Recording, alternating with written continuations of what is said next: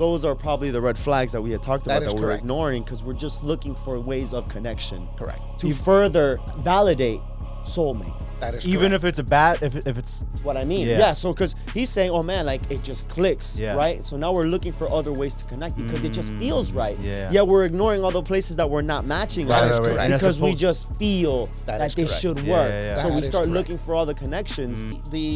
We're constantly filtering. I mean, when you're in search mode, whether or not you admit that you're in search mode, you're constantly filtering. And that filtering process, you let something in and you block other things out. 5 years at that point, and now 6 years down the line, didn't work out, devastated. I don't know what my life means anymore. And it's like people, really, really tough. Which you dedicate 6 years to somebody, doesn't work out, I'll be feeling lost too. Oh,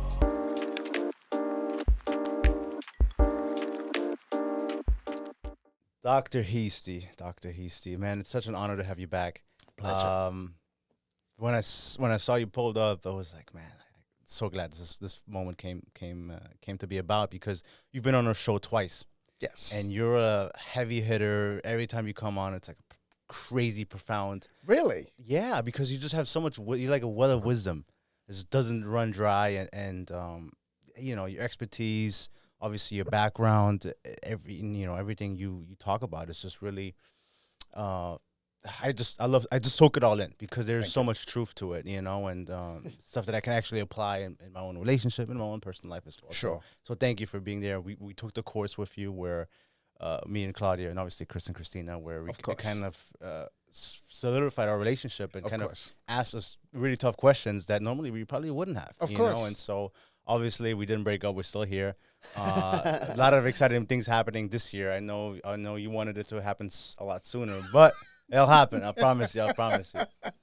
So that being said, thank you so much. I love how modest and humble you're being about this, because it's almost like, oh, did I make some sort of impact? As if you haven't done it so many times, right? With so many different people as well. Yeah, so because I think you're one of the ones who's coined that. Not only have you had many successful relationships, but many successful breakups. That is correct. And I feel like that's probably one of the most profound things you've ever said, because we really strive to look for the way to be our healthiest, and that doesn't just mean like going to the gym and eating right, but it's also how can our minds be right, and you know, what are the right things to look for, kind of inner and spiritually, to be overall the better human being and just a happier human being, to be loved. Of course. Where ultimately that leads to the tie of finding the person that's right for you. And so many people, they try to force kind of relationships with the people that they're not supposed to be with. And it's like, well, if you break up, is it a failure?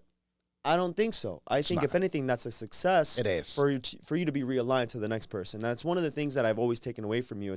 It's how powerful it is to be happy and to become love. Correct. In order to then realign yourselves with those people who kind of create that energy around you. You know what I mean? Yeah. Absolutely. So welcome back, Dr. Thank you. Heastie. For those who don't know, yes, he's been here twice already. He blew us away the first episode. The second episode, I felt like we were like making him proud, because he goes, you guys are getting it, you know?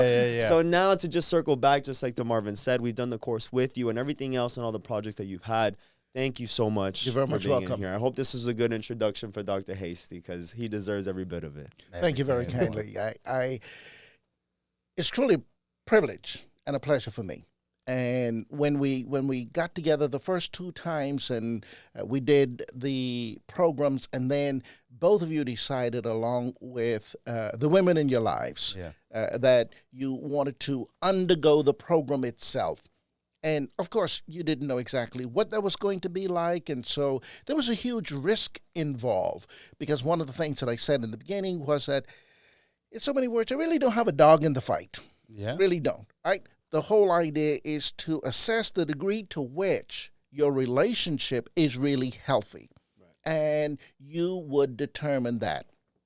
And what we saw in both of you is that there were degrees of healthiness and there were degrees of unhealthiness. And what was remarkable for both of you is that those degrees of healthiness that you did find in the relationships, they became progressively better.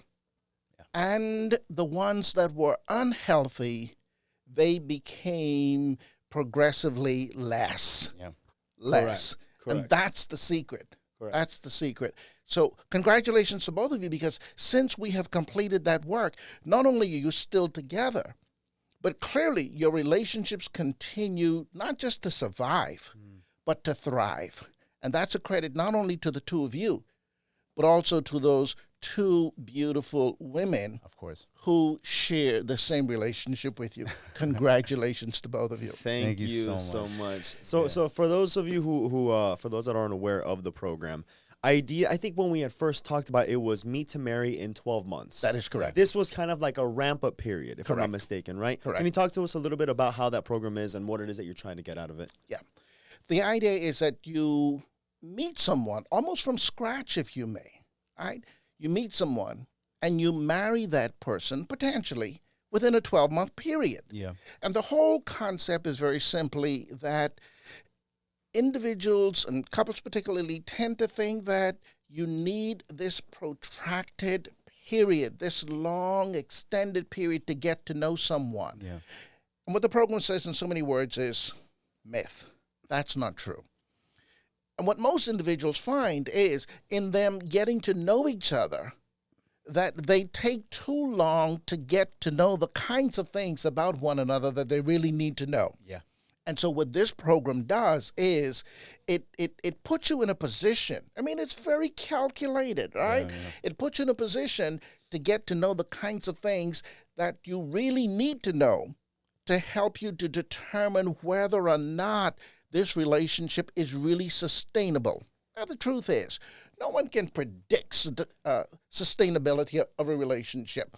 But what we try to assess is individuals' mindset, their attitude, their perceptions, particularly their values and their beliefs about commitment in a relationship. Mm-hmm. And that's what we have seen time and time again over the past several years now with this program, that really within a 4-month period from not knowing someone to really knowing that person, within 4 months, you can be very, very clear about the degree to which that relationship will probably survive over time. And then we say, after that 4-month period, then what you learn to do is take what you have learned about that person in those 4 months and then accentuate the beauties. Yeah. What I refer to particularly as the intimacies, social, emotional, financial, intellectual, spiritual, and physical intimacies. And then over the remaining, so what would that be, that 8-month period? Because in the first 4 months, you're really assessing, is this going to work? And then in the next 8 months, you look at the degrees to which it can work, and you identify the areas in which it might struggle. And then you try to deal with that in that remaining 8-month period, including, if you so choose, then to become engaged and marry, all within 12 months. So the ultimate goal is to be engaged or married by the 12-month mark. Absolutely. Yeah. And if not, would you consider that a failure? No, because if that does not happen, because you can get to that 4-month mark, go on and continue to do the work and say, based on everything that we've experienced up to this point, we see where we need to extend our time to enrich the relationship a little bit more before we make the ultimate decision. Or you might very well say, we have made the decision that this relationship is sustainable, and for whatever reason, we choose not to marry at this point in time. Because marriage is, it's really a concept. It's a social construct that many, and that's really what it is. It's a social construct that many people in the society subscribe to. Some people don't. So does marriage keep people together? Absolutely not.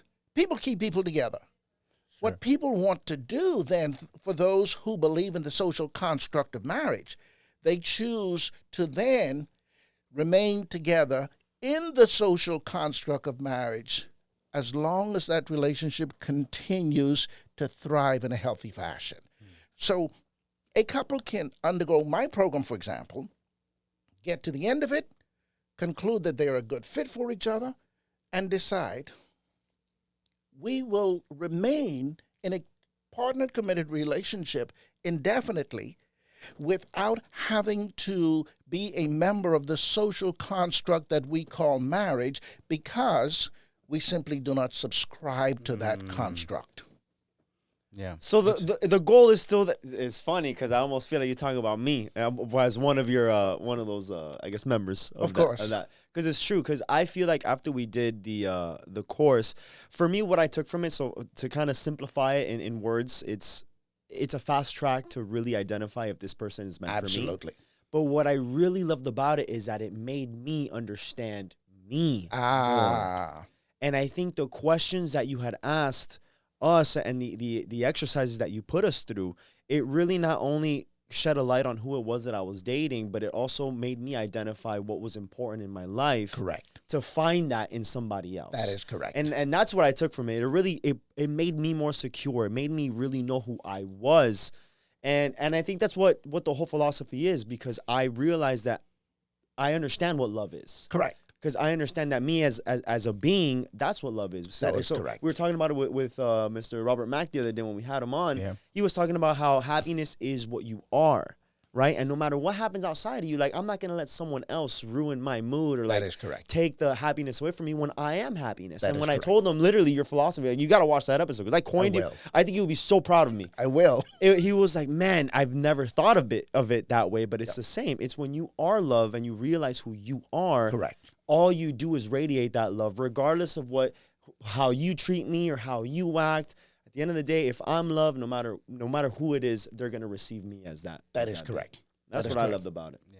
Yeah. No, of course. The course in itself, I think it was so insightful because a lot of these things you don't really think about it on an everyday basis, or life gets busy, you get caught up, and then you sit back and when we're doing the virtual calls and whatnot and the homework that we had a little bit, like, it really makes you realize, man, this person that I have, like, we do get along. Like, me and Claudia, like, we just mesh very well together. Of course. Some of the questions we're like really, like, for us, we're like obvious choices. Other times we were like caught off guard, but it just kind of reassured that I made the right choice by being with her. Correct. And it just kind of showed me that I'm so incredibly grateful and lucky to be with somebody that I mesh with so well. Of course. You know, but obviously, almost 3 years in now, and so you don't, and you've said it in the past too, you don't find yourself in happy relationships that require work. You create happy relationships. That is and correct. so for me, that's one of the biggest takeaways that I've had, because you do have to put in the work.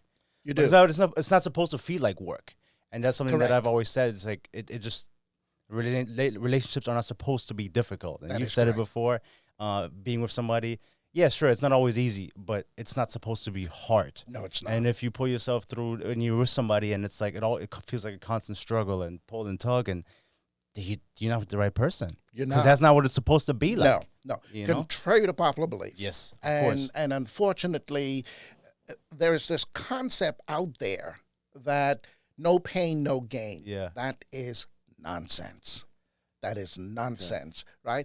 What is true is that the extent to which you really understand you, first and foremost, just as you said, Chris, when you understand you, and when your partner understands them, and then when each of you understand each other in terms of your likes, your dislikes, your needs, your wants, your desires, your goals, your dreams, your aspirations, then you're able to say, given who you are and given who I am, this can be a really, really good fit for us. Let's try this on for size. That is what we refer to as dating. And the extent to which you try that on for size, really, under the auspices, under this trial period, that's very, here we go, that's very intentionally designed to tease out who you are and what you want and who the other person is and what they want. That is success. This idea of you're drop dead gorgeous, no matter what, I'm going to make it work with you, is nonsense. That is a painful thing. Because what we really want for us all, we want healthy relationships. Yeah. We want healthy relationships. And the dating period is one where you really should assess the degree to which the current relationship is healthy, or whether or not it has what it takes to be healthy and continuously be healthy. Some relationships just don't, because some people really do not mesh, no matter how much work you do. And so if you find yourself in a relationship and you're just constantly having to grind it out and grind it out and grind it out, may I make a suggestion to you? Get out. What do you think it is for people that hold on so desperately, who aren't able to let go, especially when they've been together for years and then they're like, well, this isn't for me, or they don't even feel like that. It's just, it doesn't work. It isn't working. There's a lot of heartache and headache and grief, but they're like, oh man, but we do have some amazing times, or I thought this was the person for me. Like, I can't start over. Why do you feel like people have such a hard time letting go? And not only that, it's also seeing early relationships. Correct. Because even you'll find red flags immediately, yet people still choose to look over those. Correct. So That should even be easier to walk away, but for some people it isn't. Right. So why is that? Several reasons. Excellent questions, by the way. One of the reasons is, particularly from a religious standpoint, for individuals who believe that God brought us together and therefore we just have to make this work, God really had nothing to do with that. God just the idea that people have to force fit things in the name of God, quite frankly, is ungodly. It just is. Number one. Number two, when individuals are in a relationship and that thing is not working and they want to stay in it, there is really a psychological component that's operating with which they are not familiar, that they need to become familiar with, although that concept with which they are struggling is called familiarity. Stay with me here. We are familiar, particularly from childhood all the way into adulthood. We become very familiar with certain things.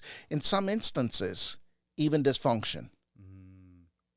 And so even when dysfunction doesn't work in our best interest, if it's what we have known for the longest, that's the thing with which we become familiar, and we believe that familiarity then is the thing that we need to continuously go with, because really that's what we know. Unfortunately, that's Unfortunately. So rather the pain that I know than the unknown, that where it could be worse. The fear of unknown, that it may be worse, but it also could be a lot better, but they don't know. That is correct. So maybe because they're more comfortable with the pain that they're currently enduring. That is correct. That I can handle. I know it. I know it. I've experienced it. There we go. And so now we begin to subscribe to these other kinds of, the word that comes to mind is erroneous thought patterns that says, let me stick with the devil I know rather than go with the one I don't know. This is nonsense. This is nonsense. And it becomes very difficult on the one hand because of a certain degree of familiarity that you've had with things from in the past, but also now the fear of the unknown. And you've mentioned that. At least I'm familiar with this. I know what I have. I don't know what I'm going to get. And so it is that fear of the unknown that freezes us. Again, it's fight or flight. Sure. And so in this particular case, what we do is we fight. Yeah. When really what you should do is engage in flight. Fucking dip out. That's it. That's Gotta it. go. That's it. Yeah, go ahead. You wanted to But Sorry.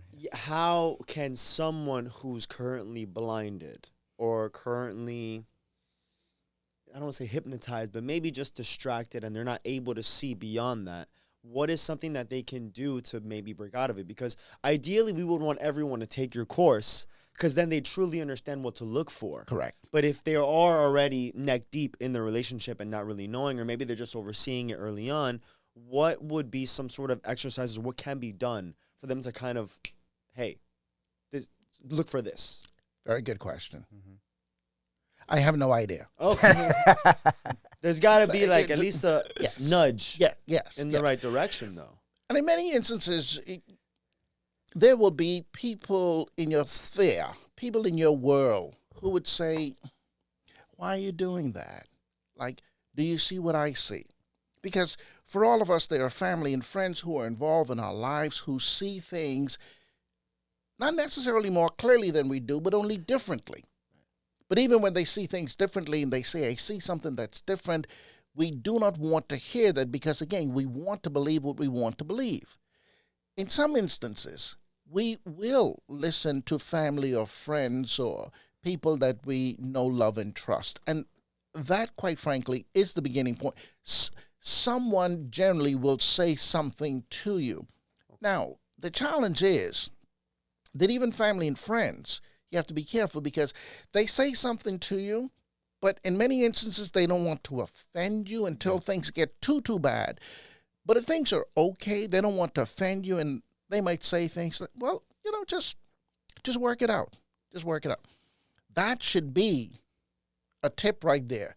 When someone says, just work it out, that should signal to you, okay, something is wrong here, and that person is encouraging me to look a little bit deeper, but that's all they have to offer, right? That's the best they have to offer. Let me work it out. But given what I've tried to do in the past with working it out on my own by myself, that really hasn't been working. So now where do I go? I can't go to that person who has said, work it out. So let me see if I can find a different avenue.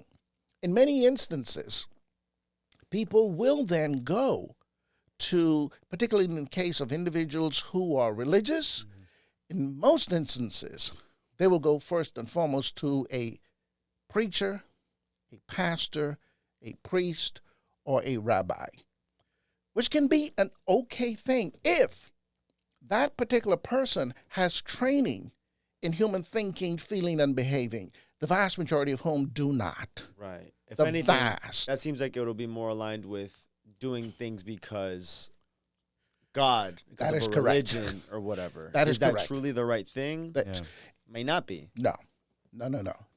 And I think fortunately now we're having more and more people of the cloth, allow me that term, to say, this isn't really my wheelhouse. You really need to see someone else. You need to see some, again, we're still having too much of people of the cloth saying, well, let me provide you with some counsel.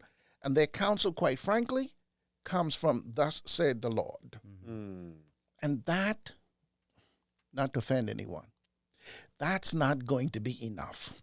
It's just not going to be enough. No more than when the person goes to the priest, the pastor, the rabbi, or another member of the cloth, and that person says, for weeks I've just been having this really, really bad pain right here. Never once has that person said, well, let me tell you about thus said the Lord. They will say, you really need to make an appointment with your physician. Right. Really need to make an appointment with your physician. No medical experience on that end, so why would you? None. Okay. Because unfortunately, we have, in general as a society, that we have believed that counseling and therapy and clinical services and intervention of a therapeutic nature is something any and everyone can do. And it simply is not true.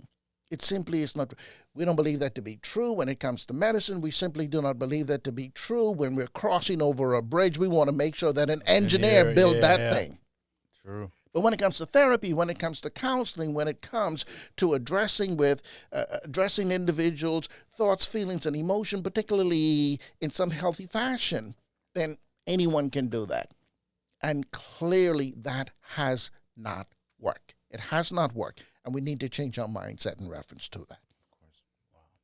Yeah, because what I like about that, it's the fact that it seems like anyone should seek out some sort of help as soon as they can. And I don't even want to see it as help.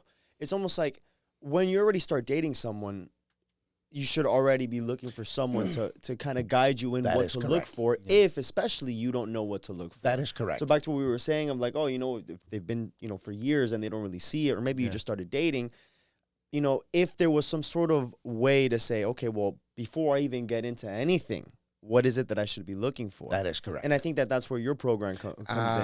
Although it seems like the program comes off a little intimidating because when they hear it, they're like, well, meet to marry in 12 months. So much pressure. I don't even, yeah, right? I feel like that's probably what it is. However, it's almost like a challenge to identify yourself of what to look for to then avoid finding yourself 3 years later into the wrong relationship. That is correct. Correct? Yeah. That is correct. So it seems like this could be for anybody.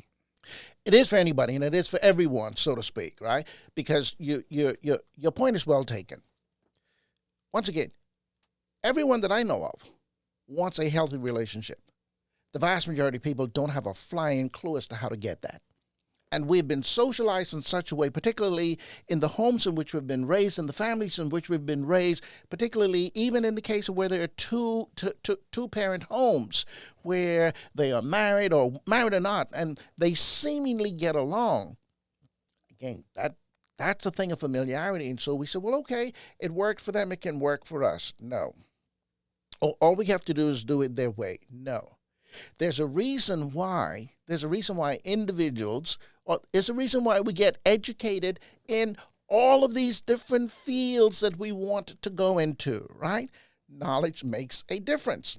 And it's not just knowledge by experience, but it's really calculated knowledge. Allow me to use that term, right?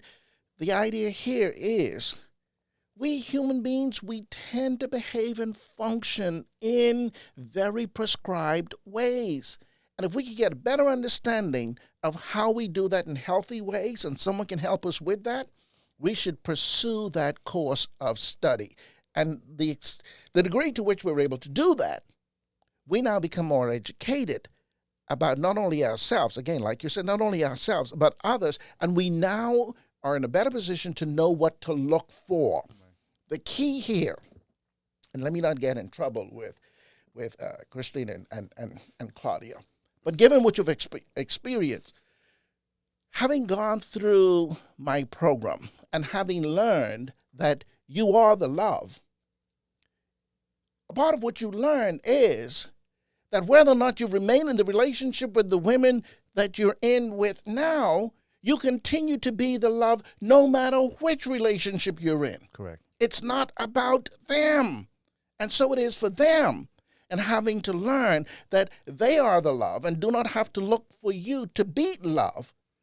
And so whether or not they're in a relationship with you, they can continue to be love. And as such, they will attract someone else who, in all probability, if they get to that point where they say, hey, this isn't working, there's a better fit for them. The evidence is clear so far that for both of you, for the four of you, it continues to work. Because for each of you, what you've discovered is, wait a minute, I am love, L-O-V-E. And as such, I really do not need to be L-O-V-E-D. I do not need to be L-O-V-E-D because I am love. So wherever I go, wherever I am love. Shouldn't that be a comfort to people who are, especially we talked about people who aren't, and they feel like they're in unhealthy relationships, or they feel like it's really not working? Because truth be matter, there's probably somebody out there who will be better suitable for you. Absolutely. And even if things are good, like we're in happy relationships, but Christina and Claudia are not the only women on this planet who make us happy, Correct. and vice versa. Correct. So it's like, no matter in what position you are, truth be told, you're with this person because you choose to be with them, not because you have to be with them. That is correct. And so if things are great, that's great. You guys are making it work. Correct. If things are bad, then you can leave because there's somebody out there who will be better suitable for you. That is correct. So I guess we can touch on this idea of, or this notion of a soulmate, because you don't subscribe to that, I believe, right? No. You don't think there's one person out there Or many. or many No. soulmates? Many? Yeah. None. Or none. So for me, there is no soulmate. There is no soulmate. Now, you might say, maybe there are many rather than none. I can subscribe to that. Okay, I can subscribe to that. Middle ground. All right, middle ground, right? So, but again, the idea is there's no one perfect person in this world for you. And for each of you, once again, one of the reasons why you selected the women that you did has more so to do, particularly in the beginning, with this principle of propinquity. Propinquity. I have to look that up. Yeah, propinquity. I'll explain it here in just a minute, right? Sure. Yeah, it's the kissing cousin to approximately. Propinquity is the concept of you being physically and socially, emotionally close to somebody. Okay. You ended up in the relationships that you did in the beginning because of all the people in the world, Claudia and Christina were physically and socially, emotionally closest to you. Propinquity. If you were in, let's say you're in the state of Florida, if you were in Alaska, propinquity would still be at work. Yeah. I probably wouldn't be with Christina right now if I was in Alaska. Correct. To your point. Correct. Right? So this idea that somehow Christina, of all the 8 million people in the world, she was the needle in the haystack. Right. Maybe she was. Right. The truth of the matter is, given what you were experiencing at the time where you were, she was the best possible fit for you at the time, and given your assessment over time, she continues to be the best possible fit for you. But that's because of the choice that I'm making. That is of correct. being with her. That is as correct. opposed to feeling forced to for whatever other. But have you never met someone? And I know you've been married for a long time, but doesn't even have to be a romantic relationship. You have never met anybody, and it just kind of clicked. You just kind of meshed. Yes. Some people say that could be soulmate, or just somebody that you just share the same energy with. Or is it just a big coincidence? But you never had that. You met somebody. It doesn't have to be Yes. romantic. It could be any like. Correct. You just feel like you get You each just other. get them. You just feel like Correct. yo, like, have we met before? Correct. You know, what do you think about that? I mean, this might be a little bit off. No. You know, I don't know. No. do you It's think? right in line with what we're talking about. Yeah. The same thing would happen whether you are here, there, or somewhere else. Because we all have this human capacity. Right. We're all human. And so we have this human capacity to connect physically, socially, emotionally, psychologically, intellectually. And that's going to happen with another human being somewhere in this world. Now, what we like to believe is that because it happened with this person seemingly just out of thin air, there must be something super special about it. This simply is not true. I'm gonna give you an example, man. Sure. I had one of my professors in college. He had said, "What are the odds that you think somebody else has the same birthday as you?" And they're like, "Oh my God, like my birthday out of 365 days is gonna be pretty tough." He goes, "Okay, let's test that." He started going. This is an auditorium of like 200, maybe 250 people in here, and he goes, "Go 1, 2, 3, 4." He ended up getting up to like the 6th or 7th person, and he already matched 2 birthdays. And it's like, you see, like you're thinking that it's so rare that you're going to find somebody else that's going to have your same birthday. But think of how many people are in this world, number one. Yeah. There's only 365 possible days that someone can be born.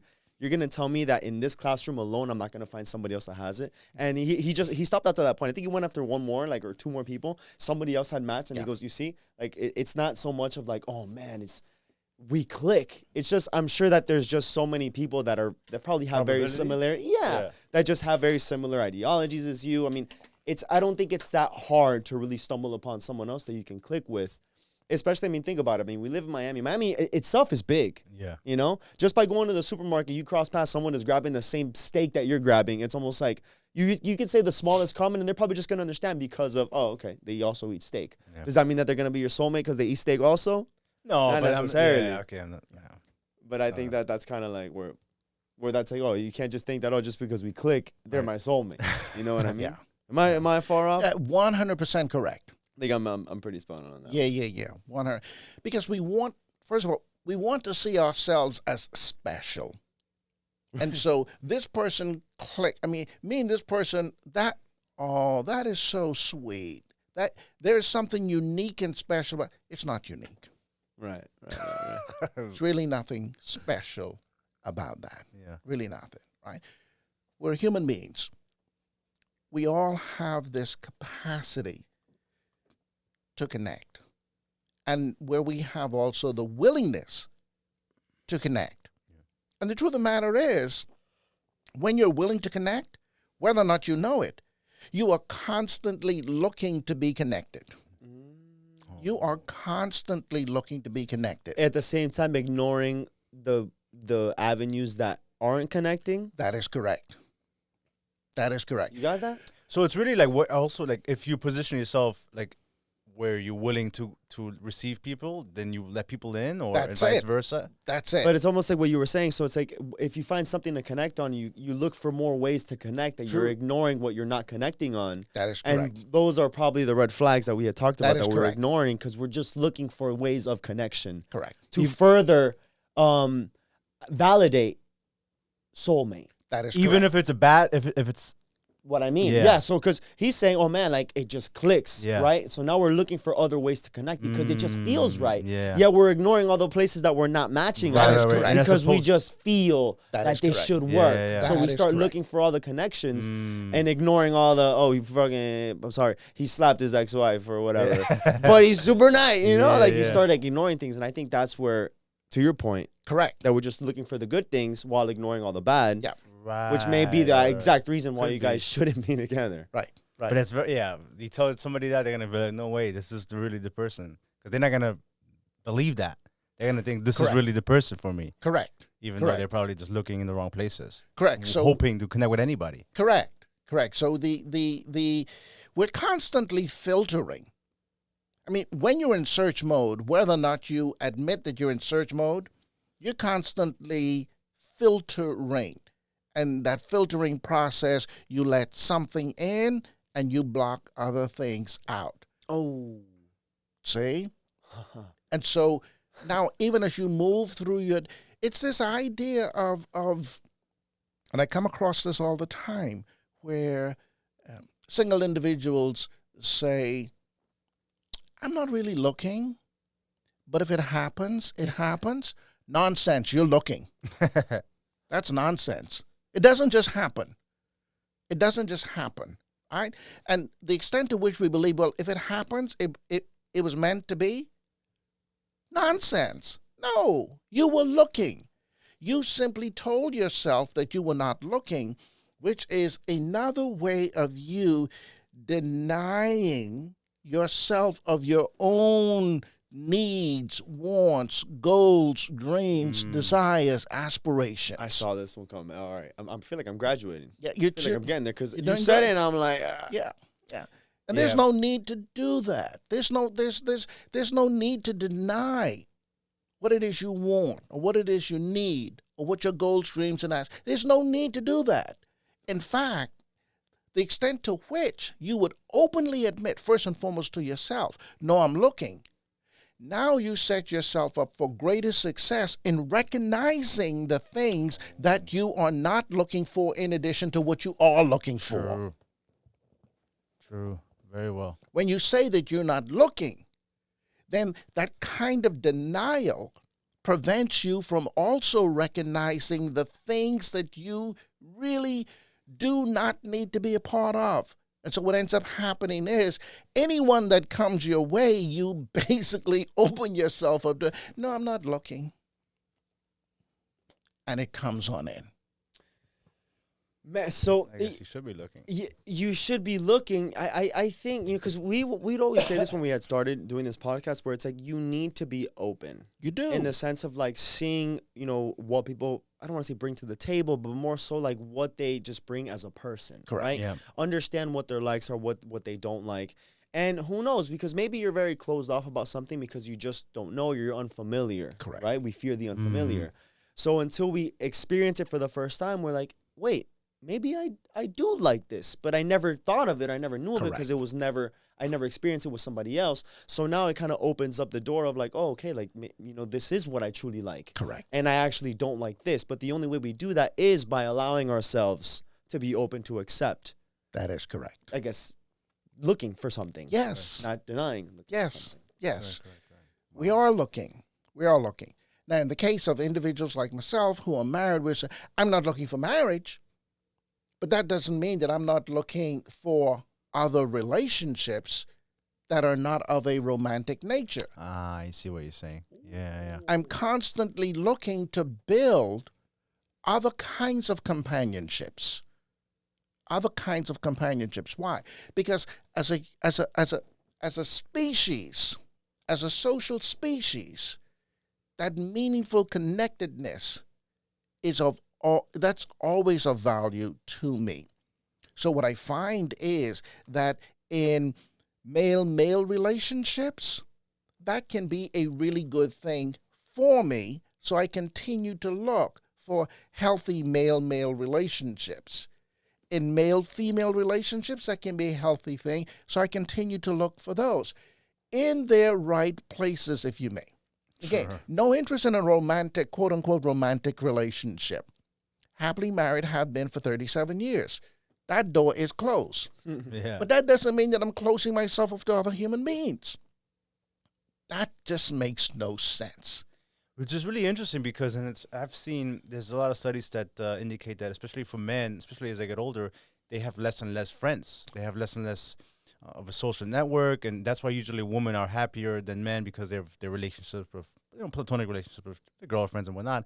And I was watching a study, reading the study is that women who have a deceased husband, they end up being okay because they have other friends that they network with and socialize with and have Correct. other relationships with. But however, if that shoe's on the other foot and if the man is the one who survives their wife, they end up becoming a lot more depressed, sad, because they don't have any social infrastructure, if you might say so. So they don't have that output. So it's really interesting, and I'm really happy to hear that you do value those relationships with other people. Absolutely. Because a lot of men, they don't, And this is an unfortunate thing. Sure, of course. And this is why you will tend to see a certain trend with older individuals when a spouse passes on. Here's what you will see. When a wife passes on, the husband will tend to marry within a relatively short period. Okay. If the husband passes, the wife tends not to marry. It is because of these social interactions, because of these social relationships. And so for we men, we tend to rely very, very heavily on the quote-unquote romantic relationship when what we really want is relationship. Yeah. But we have been told, taught, and trained to believe that unless it is your wife, you really cannot have a rich companionship with someone else. That simply is not true. Wow. Yeah. That is not true. So, again, we're in Florida. Go and visit some of these quote-unquote 55 and older communities, particularly where individuals are much older than 55. There are more women that are single and widowed than there are men. Way more. Really? No comparison whatsoever. No comparison. Because many of those women will tell you, no, me and my girlfriends get together. Me and my girlfriends, I don't need to be married. Yeah. Whereas it's challenging, even in the 55 and older community, even as they get older and older and older, it's difficult to find a single man. Yeah. Because yes, because even if his first, second, or third wife has passed on, he's not going to remain single. No. He's not going to remain single, because for him the companionship comes in the form of partner. a partner. Whereas for a woman, now there's another side to the narrative. One of the things I hear, unfortunately, particularly with women, but mostly when they are 50 and older, if their husband passes on, they will say, I'm not going to remarry. And sometimes it's not because they have well-connected social relationships, but it's because they said, yeah, I'll never do that again. That was a terrible experience. And that is a poor commentary on partnered relationships. It's a poor commentary. Because if someone comes out of a relationship that's partnered and say, yeah, been there, done that. Oh my God, what a wreck that was. I would never want to do that again. Yeah. That's not a good commentary. And more often than not, women Women say that. Yeah. No, I'll never get married again. Who needs that kind of bad treatment? And that's not a good thing. That's not a good thing. Men, on the other hand, no matter what the age, yeah, I'm going to get married all over again. Because 4, 5, 6 times. Doesn't matter. Doesn't matter, right? Because for them, the experience seems to be different. So why do we have this difference in perception? That's a whole nother podcast all by itself. But we'll get to that, right? Because, again, it has to do with to what degree do these individuals really know and understand each other before making that commitment called marriage? And in most instances, listen, the fact 4% of all married individuals receive premarital counseling. 4%.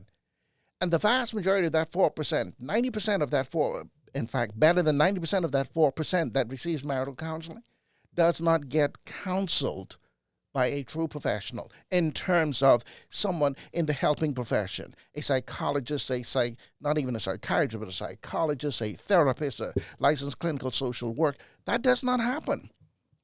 The vast majority of that 4% is really counseled by a religious professional. And so individuals are really not being prepared as they possibly could for healthy relationships until death do us part. And in some instances, people are just waiting for the death for us to, unfortunately. Unfortunately, yeah. It's interesting because when we took the course, like me and Claudia, we took the course just a little bit ago at this point almost. I knew somebody who was interested, and they may have reached out to you in terms of requiring that service with in their relationship. But they were like, we don't want to, like, it's too much of a hassle, blah, blah, blah, blah, whatever. They don't want to do it. Fast forward, guess what happened? Didn't work out. Didn't work out, and essentially it just prolonged everything. Like, yeah. So going on, I think it may have been 5 years at that point. Now 6 years down the line, didn't work out, devastated. I don't know what my life means anymore. And it's like people, really, really tough, which you dedicate 6 years to somebody, it doesn't work out, I'll be feeling lost too. Oh, not only lost, but angry and bitter. Right. Devastated. Angry and bitter and devastated, particularly women. Yeah. Particularly women. All right. Well, we've talked about this, how women, because I guess they do have their prime years. Can we say that? Correct. You know, when it's like, I just dedicated all these years to you, and then now I got to start over. And it's a process, right? Now I got to grieve, I got to heal, I got to move on, I got to meet somebody else, I got to get to know them. At that point, I really got to meet Tamara in 12 months because I ain't got no time. That is correct. That is correct. So, you know, for women, I think it could be a lot harder, right? It is harder, and what I'm finding in the work that I'm doing is it is particularly hard. Well, let me back up. What I'm finding in the work that I'm doing is particularly for a lot of African American women. They find themselves in a pickle. They find themselves in this pickle because they spent a lot of time initially focusing particularly on career progression. And after getting a really, really good career, now they want family.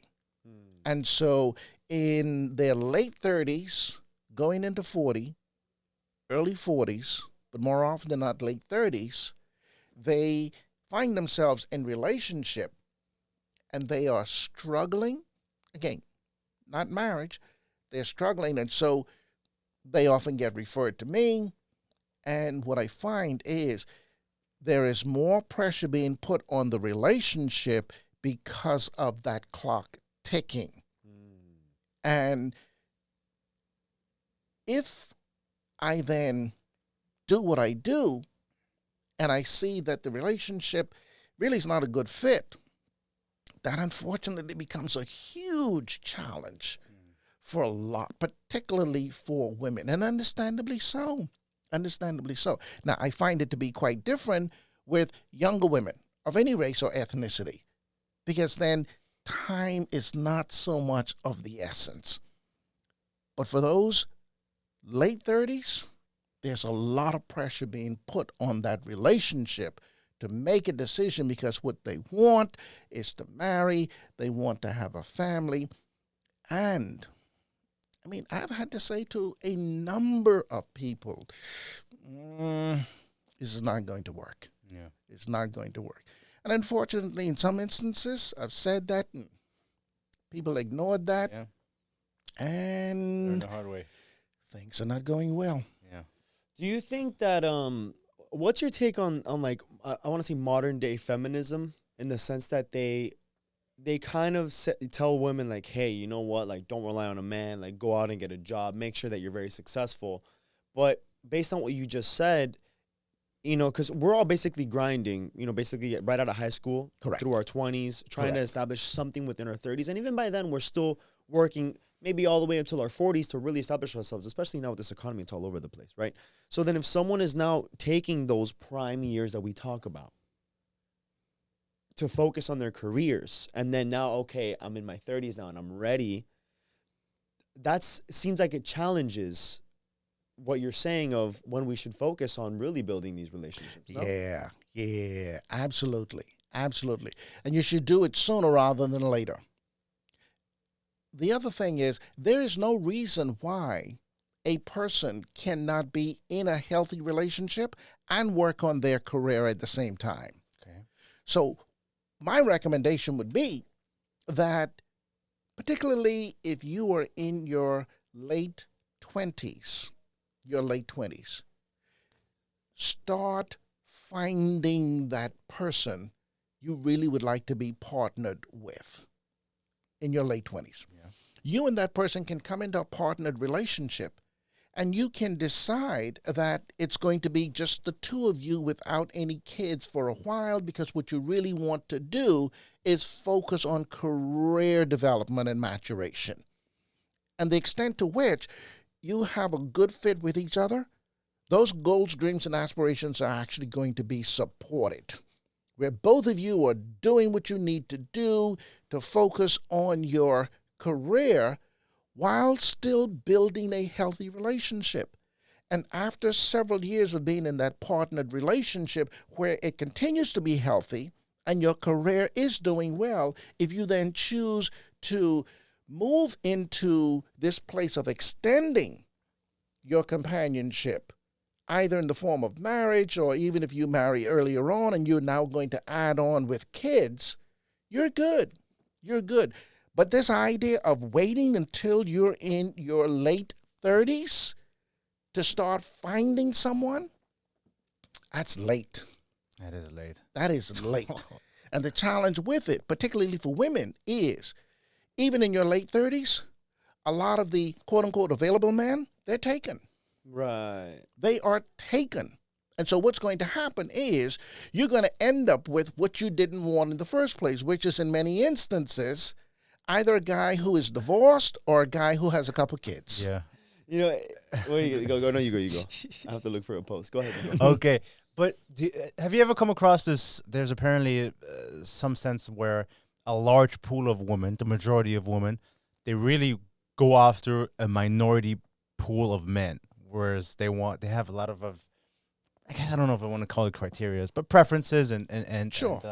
Set of standards, I guess. Sure. What they believe, they have to make X amount of money, be this amount of tall, et cetera, work this field, et cetera. But it's like it's a very small pool of men that would Correct. fit into most women's criteria. So it's Correct. like you have all these women fighting for a very, very small pool of men, which would essentially mean somebody's losing here. Right? Correct. Statistically speaking, you know, like you all can't date the same guy. Or Correct. maybe sometimes they do, but if you want to be in a healthy relationship with just one person, something's got to give. Yeah. What would you tell to a lot of these women where it's like, statistically speaking, it's not possible for you to date this person? Yeah. You say someone loses, and in that instance, two groups of people lose, both men and women. Okay. What we have seen, particularly in the past 30, 35 years, is women outpacing men in attending and graduating college. Right. Sure. So now we have a lot of women who have attended and graduated college, and what is true is that earning a college degree tends to put you in a different financial bracket. If not immediately, if you continue to progress in the work that you do, there's greater promotion opportunities, et cetera, et cetera. So let's assume for a minute that coming right out of high school, you're a woman and you attend college. And let's say 18, 5 years, which makes you now 23, you have your baccalaureate degree. You are going to focus on your career, 2, 3, 4, 5, 6, whatever the number of years is. Now you're advancing, not only, well, you've already advanced academically, now you're advancing financially. Mm-hmm. You get to the point where you are, let's say 30, and your income, for the sake of discussion, let's say is 70 grand a year. Some gentleman is interested in you. And one of the things a lot of women is saying, yeah, I'm not taking care of a man. In fact, I want a man to take care of me.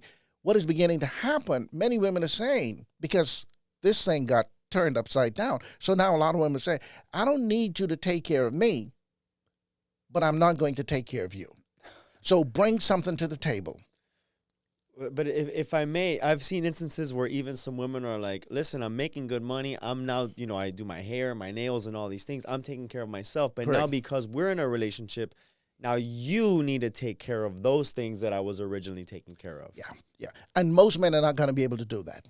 Yeah. Most men are. So, which now brings it to that small pool of men who are in a position to do that. That small pool. So now you have a larger pool of women with a smaller pool of men. Yeah. And that larger pool of women is now looking into that smaller pool of men. So what's going to happen? Many of those women are not going to, quote unquote, match with that smaller pool. Right. Because the men in that pool, most of them, or most of the women who are looking for men in that pool, they don't quite fit in that pool. They don't. So you have a lot of women who, for example, would say, I'm looking for a man who's going to be bringing at least $80,000 to $100,000 a year. The man who's bringing $80,000 to $100,000 a year, now he's few and far between, and in most instances he's bringing in way more than that. But the man who's bringing in $80,000 to $100,000 a year, in all probability, he's already in a relationship. So he's unavailable. He is unavailable. Yeah. He's unavailable. So now you have this large pool of women who are saying, well, men are just not measuring up. Yeah. Men are not measuring up. And so they're looking to this small pool of men to select. And unless you're going to have a polygamous society where these men say, yeah, I'll take all that come. Well, most women don't want that. Yeah. Right. They want monogamy. Yeah, no. So what do you want? Yeah. So what do you want? Right? So what do? They have to open up the pool. They have to let men in who make maybe $50,000 a year. Correct. That's the only way? No? Correct. That's the only way. Correct. So those women now need to be able to say, listen, what's of greatest value to me is not your pocketbook. I mean, you can't be broke, but what's of greatest value is your character. Not that should be any different in the pool that makes even more. Sure. But what I'm looking for is a partner who has the kind of character that will then enrich the relationship that we're going to be in. That's what I'm really looking for. And in many instances now, you have a lot of women who are saying, baby, I bring home the bacon. That's good. We're good. Do your thing as long as we're a good fit. Because that's now the new norm. That's the reality. Unfortunately, what we see is a lot of men who now want to be taken care of and almost feel a sense of entitlement because these women out here in this larger pool, is no one for them. Oh, okay. So they were like, dude, there's a lot of options out there for me. So supply and demand, I guess. Supply and demand. Supply and demand. It's true. Whereas in the past, supply and demand was on the other side because you had a lot of women who were not going to school. They were looking for financial security. And then even if those men were not going to school, many of them were going to school, but even if they did, they were coming out of school and getting very good jobs, high-paying jobs that could take care Of a family. of that family. Yeah. That has changed. Well, nowadays everything's so expensive. It's like a lot of times you even making $80,000 a year in a big city is not even enough, especially if you have kids and whatnot. You do need a two-parent income, household income. Put it this way: what is it that there was a report that said that you needed $140,000 to $150,000. Both of you have to make like a partner. I think I saw that. Yeah. I mean, individual maybe I guess the same thing. So you would need like about $140,000 to $150,000. Like you have to make that annually as an income in order to qualify for like a mortgage in today's economy. And no debt. With zero debt. Zero debt. That will do the math. It's either one person at 150 or you got 80 on one side, 70 on the other. But the fact that you both have to be making significant amount of income. Yeah. In order, so if that's the society that we live in today, it's almost like we have no other option but to have to make more. Yeah. It's tough. It is tough. But then it's like it's crazy to hear like a lot of these people talk about like that I want to be taken care of. Like for a woman to say like, oh, my man needs to take care of me, and it's like, dude, I can barely take care of myself. Correct. You know, I got to take care of us. It's almost like a shame because it sounds like when most women are a little bit younger and I guess they're saying that like, oh, well, I want to date up and I'm making this money and they need to take care of me and all these things. It's almost as if they reach a 30, 35, maybe even 40-year mark where they didn't find somebody because they chose not to. And where now they're saying like, look, I don't even care what this guy looks like. I just want him to be nice to me, you know? Right. So why is it now that you've, I guess, exhausted all this time that you're like, you know what? Now let me start thinking of what's really important, while for the last 20 years, perhaps, you were looking at the wrong things. That's it right there. That's it right there.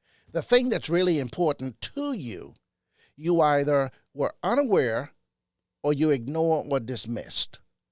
And now that it has become really important to you, it's almost, what's the term? Elusive. Yeah. It's almost difficult to put a hand on.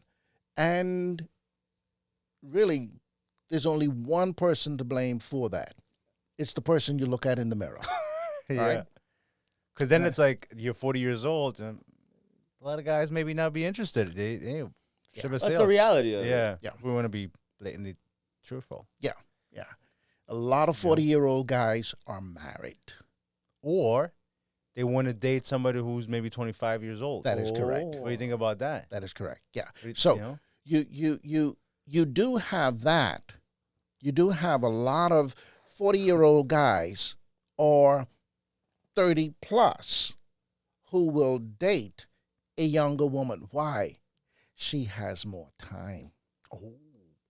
But do you think now that those women who are in their 20s, knowing that there's those 40-year-olds looking for them, right? Now they're saying, okay, well, if I look pretty and, you know, I can be, I don't know, submissive maybe, I can get recruited by one of these guys.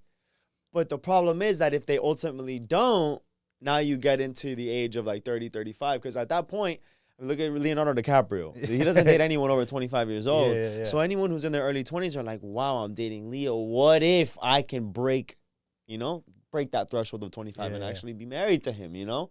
But then you don't. You're now 26, 27. Now no one, like you start lessening the pool of the people who are interested. It's almost like, well, you wasted your time.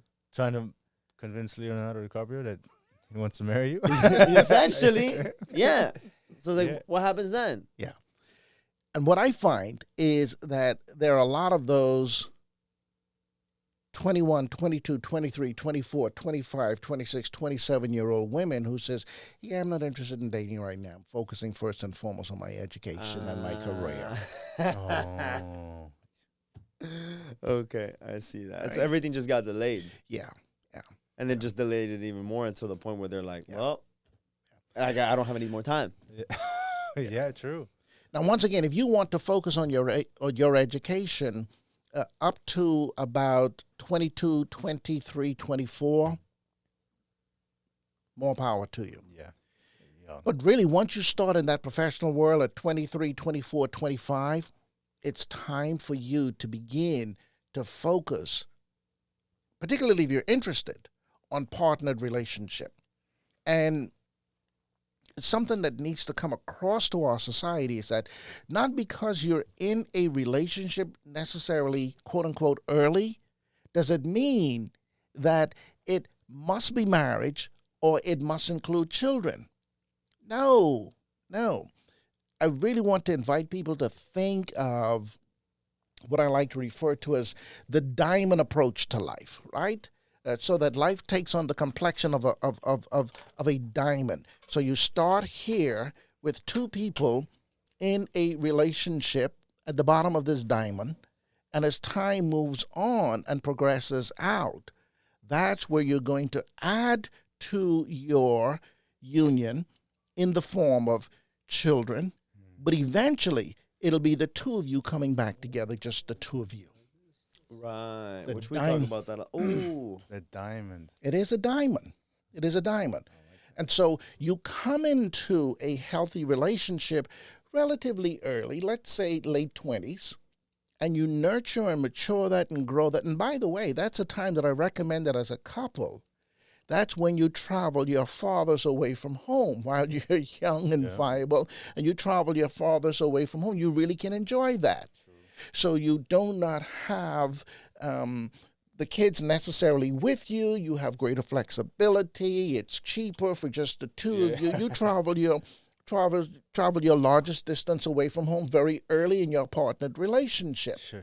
And then after having experienced that together, you decide, well, now we really want to add onto our family, and for several years, because it's going to be a significant period. Yeah. It's going to be anyway. It's going to be at least an 18-year period, and this is where the diamond really kind of broadens out, right? And that's 18-year period right here, right in the middle, is where 18, and that's just with one child. right. If you have two, it's going to be, 20. If you have three, it's going to be 22. So that 22-year period as a couple, you're continuously nurturing and growing that relationship. But eventually the nest is empty. And it's just the two of you who continue to travel together in this relationship. Well, you've always said it that it's well, it also ties into what you had said earlier of when you have a child, for who do you have the child for, right? And at the end of the day, I mean, they are going to leave the nest, as you said, and then it's like, well, what do we do then? Like, who do you pick? Do you pick your child or do you pick your significant other, right? Correct. I had actually asked, I did a poll on Instagram a couple weeks ago, and I had asked, who comes first, the family who raised you or the family you're building, right? And I never really checked the results until now, and we have 86% of people said B, the family you're building. Okay. Which I was surprised. I'm very surprised to hear that. Because me firsthand, sometimes I feel some challenges. Because I feel like maybe I come second when it comes to the family. And I don't think it's done on purpose, but I've always thought your philosophy. Correct. Where, because if I'm trying to build a family, it's not that I'm abandoning my old family. Correct. But I got to focus on the one I'm building with the person I'm with. That is correct. And it almost seems like that diamond where it's like, okay, now we're focusing, we have the child, we're raising the child. Correct. But eventually we're going to come back. That is correct. Because this child, it's not going to stay here forever. No. You don't want them to. So then I'm actually very surprised with these results because I guess I just got so used to, I was familiar with the family being chosen first, like the one that raised you, rather than the one you're creating. What do you think? I think it's also about the verbiage, what you're putting. It's like, oh, the family that I'm building. But if you were to do the same poll as who comes first, your mother or your wife, people will be like, oh, my mom. I never first. posted this. Right. Maybe we should. I'm gonna post it. I think right it's now. the verbiage, right? Because because your wife is the family that you're building. That is correct. But people, if you hear mom and wife or mom and daughter or wife and daughter, I feel like people just look at it differently when they see it. Of course. But it's true what you're saying. It's like, this is my family. I'm building a family with you. That is correct. Like I love my mom dearly, my dad, Absolutely. whatever. Doesn't take anything away with it. Absolutely. We've talked about this. But this is my wife now. There you go. You know what I'm saying? That this is my life that I'm building. Okay, so I'm gonna ask, who comes first? Your significant other. Yeah. So I'll put in like it could be wife, Husband, girlfriend, husband, partner, Mhm. etc. Yep. or Your mother, your parents. your parents, Parents. Your parents. Yeah. Okay. Or your parents. We're going to put this as a poll. We'll let you know what those results are. Probably by the time this episode comes out, we might have actually the results Yeah, sure. to show the difference. Yeah, we'll email it But to you. good point. Yeah, we want to go ahead and see because, again, I just felt like, I guess in my particular situation, I've always had to like a challenge with the family aspects. And I'll give you a very like quick example. It could be something as simple as there's a family group chat, and then I'll just maybe laugh at something that someone else maybe made a bad comment on. I get in trouble for laughing at the bad comment, right? But God forbid that they make a bad comment and someone laughs and it's about me. I got her laughing at those comments. And I'm like, I don't understand. So now you think it's funny when they're doing it to me. Right. But God forbid I don't even make the comment. I just react to someone else's comment. Correct. I'm getting dragged through the mud. Yeah. You're the So stepchild. I feel like, yes, that's how I feel. That's how I feel. I don't understand. Yeah. It family is important. Of course. Family is important. And for each of us, there is this sense of belongingness, which, quite frankly, we should never lose. Mm-hmm. I have 4 siblings. Fortunately, both of my parents are still alive and doing well. Okay, awesome. But my wife and my 2 beautiful daughters, who are also pretty, they're always first. Yeah. They're always first. And my parents endorse that. My siblings endorse that. Yeah. Just recently, I had a conversation with one of my sisters. She said, "Hey, I'm thinking about something. I think this would be good for all of our families. What do you think about it?" And I said, "I think it's a great idea. Let me talk with let me talk particularly with my girls about it. My wife and I are on board, but let me talk with my girls." Spoke with my girls, and they said, "Yeah, not for me, dog." And I said to my sister, "My girls are not on board." So we're out. One word response: understood. Okay, yeah. Understood. Right? Because what she recognized is that as much as I love her as my sister, I'm not going to choose her over my wife and daughters. That's not going to happen. Why? Because I need to maintain the integrity of that unit. Because in so doing, I am teaching my girls how to do the very same thing when they have offspring of their own. That is so powerful. But are there instances where, because some people might say like, well, there's exceptions to everything. What if the request that your daughters are doing, or vice versa, is unreasonable or is very reasonable, and either side, your daughters may say, no, not happening, and it's something as simple as, I don't know, coming over to a birthday or something like that, Right. but it just doesn't align with the date or whatever. Do you ever say, well, are you ever looking at it objectively, like, this is not a bad request? You know, my sister's just asking me to do this.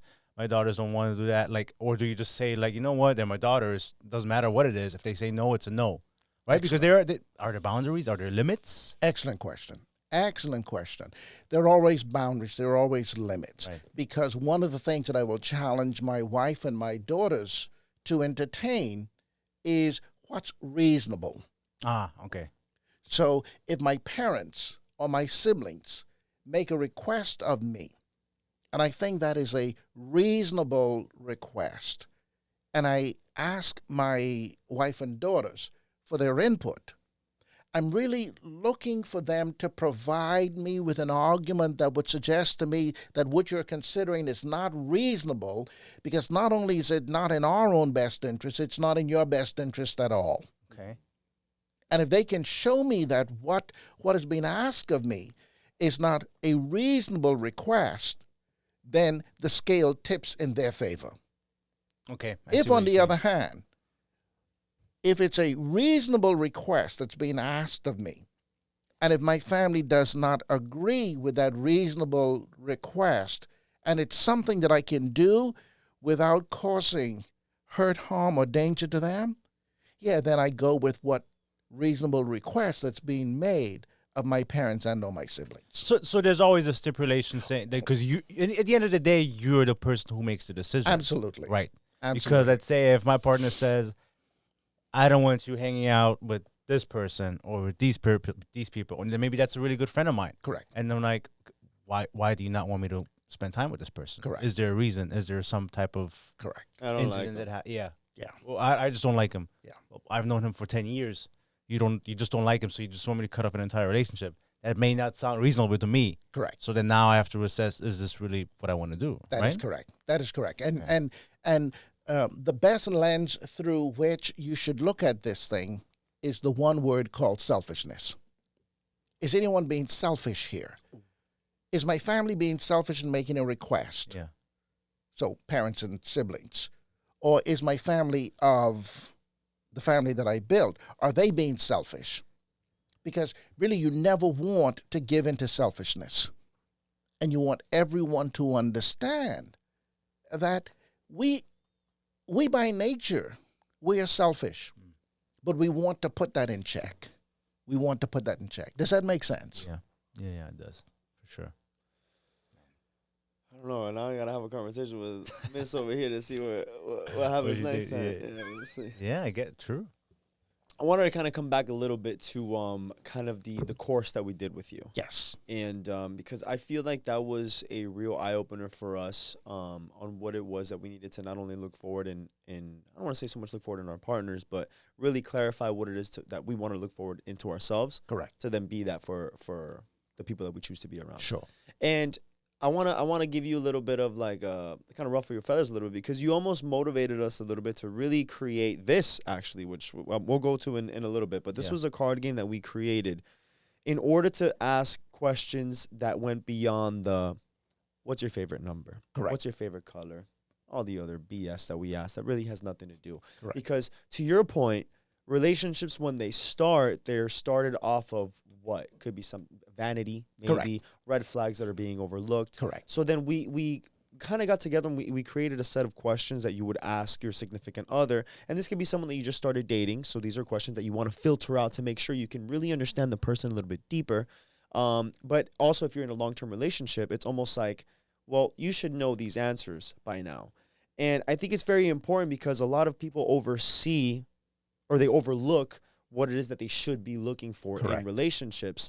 So in your course, obviously we took it, but for those who maybe are like, man, what is it these guys talk about? What are things that you highlight and what are the kind of conversations that you've created in order for the people who are taking your course identify the right questions and the right things in other individuals? Excellent question. I can tell you a few that we've done. I remember attachment styles was a big one. Huge. Finance for me, the finances one was a big one for me. Of course. But if you could share, Absolutely. Absolutely. what's the model look like? So we and I like to talk about intimacies. And I speak very specifically of intimacies because I think in many instances, if not most, when we hear or use the term intimacy, only one form of intimacy comes to mind, and that's physical intimacy, Correct. Yeah. which often includes sexual intimacy. When I speak of intimacies, it's the intimacies, the definition is the extent to which a couple understands, believes, and buys into the philosophy of one another. So now we look at the degrees of intimacies. So we're going to leave physical intimacy for a minute because so one of the first intimacies that we look at is social intimacy. Okay. Social intimacy. So there needs to be questions early on in the dating process about social intimacies. So when dating someone, you really need to ask, if you and I are in a relationship, to what extent, if any, would I need to disengage with friends that I've known for a long time? To what extent do I need to not interact with the boys or the girls? Would it be okay for me to take a trip with friends without you being there? These are the social intimacies. And it is important for healthy relationships to understand it is okay for one person or the other to be separated from that person for a period of time while they pursue some of their goals, dreams, and aspirations. So if one of the aspirations is, hey, I graduated a few years ago from high school. There's a small group of us that really just wants the 10 of us to get together once every 3 years and do some things. Would that bother you if I were to do something like that? And if the person says, no, in fact, that's something I really would encourage. That person is now socially intimate. But the approach, I think, was everything. Would it bother you if I did something like that? Correct. As opposed to, well, listen, this is what we do every 3 years. You're just going to have to deal with it. Yeah, no. Yeah. No. Which I feel like That's that's very what most aggressive. people come aggressive, across because they don't know how to approach Correct. the situation. It's all in the approach. It is, yeah. It's all in the delivery. because particularly in the when you're dating, there's no need to be dogmatic. There's no need to be dogmatic. Because if you have already established your own philosophical boundaries, then you're just going to simply allow people to see where you are. And so that's why you ask the question, would it bother you? Would it bother you? It makes it easy for that person to say, yeah, that would bother the daylights out of me. At which point you then say, check. Right. Check. Now, before I go any farther, I'm very interested in your cards. Yeah, we'll play a little bit. We'll get Right? there. We'll get there. Because I would strongly encourage things like that. Yeah, for sure. Where even on the first date, some of these cards are being used. Yeah. Where individuals are able to literally make a checklist in front of you, if not just a mental note. Correct. So social intimacy is one of those. And that's the way you would approach social intimacy. Emotional intimacy is a huge, huge piece. So now when you all did emotional intimacy, one of the ways we did it was with the attachment style inventory, where I administered the attachment style inventory. It yielded 3 scores to indicate the extent to which you were Avoidant, I think was one. avoiding Secure, it. Yes. and avoidance, secure. Third one is anxious. Anxious. Yeah. Right. And so the good thing about the attachment style inventory, and for those who are watching this podcast or listening to it, if you're not familiar with the attachment style inventory, look it up. And if you don't know how to administer it, find someone who will help you with it, particularly if you're in a dating relationship, even if you're in already partnered, married relationship. But if you're in any kind of partnered relationship, have someone do the attachment style inventory to help you better assess the extent to which you are either secure, avoidant, or anxious in that relationship. Because the beauty about that particular instrument is that not only does it say who you were during the developmental years, but based on who you were in terms of your security, either securely attached, avoidantly attached, or anxiously attached, it has what we call predictive value. It will predict who you will be in a partnered relationship. Correct. Now, the interesting thing about that and the exciting thing about it is once you have those scores, and let's say, for example, and the scores, by the way, they range from 6 to 30. And ideally, you want your secure score, your score on secure attachment to be 30. But let's say, for whatever reason, your secure attachment score is 22. The good thing is that there are things that you can do to move that score from 22 to 30. Yeah. There are things that you can move your score of 18 in avoidance and anxiety from 18 to 6, because you want those to go in the opposite direction. So the more secure you become, the less avoidant and anxious you become. And the truth of the matter is, the less anxious and avoidant you become, the more secure you become. Yeah. And so we then look at not only social security, social intimacy, but we look at emotional intimacy. And by the way, let me say that in the years that I've done this, if there is one, if there is one indicator that helps me to understand the extent to which a relationship is going to thrive or thwart, attachment style inventory. Wow, it's the biggest indicator. Biggest indicator. Interesting. Every time, without a doubt. There's one more, and I'll mention that here in just a minute. So the attachment style inventory is the biggest indicator. Now, what's interesting is not the score itself. What's interesting is how the couple responds to the scores that they get. What I mean by that is, if they are not securely attached, but then they are looking to do some things to become securely attached, that's a good indicator right there. Yeah. So the score is only going to reveal what is.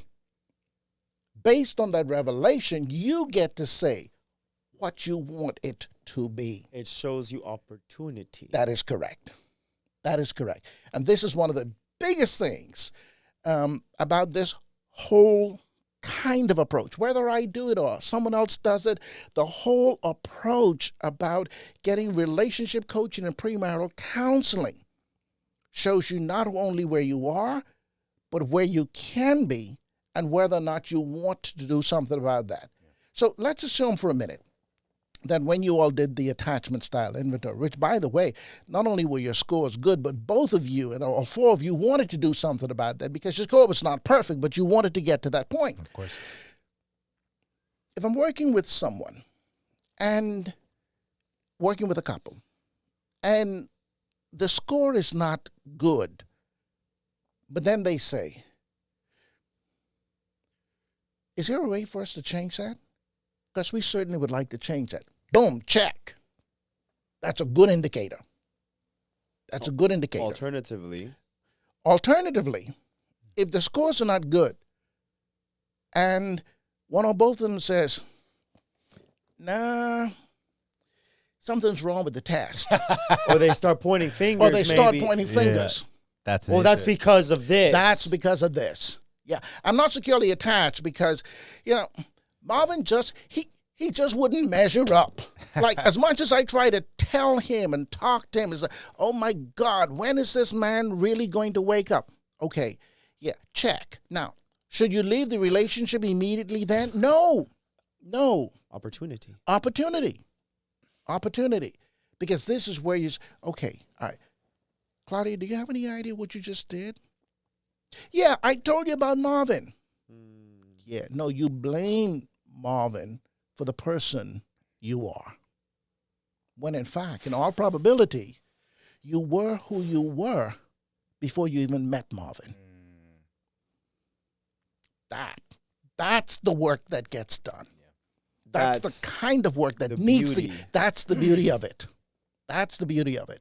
That's the in-depth work in the intimacies. That's literally like perfect of what I was trying to say in much fewer words.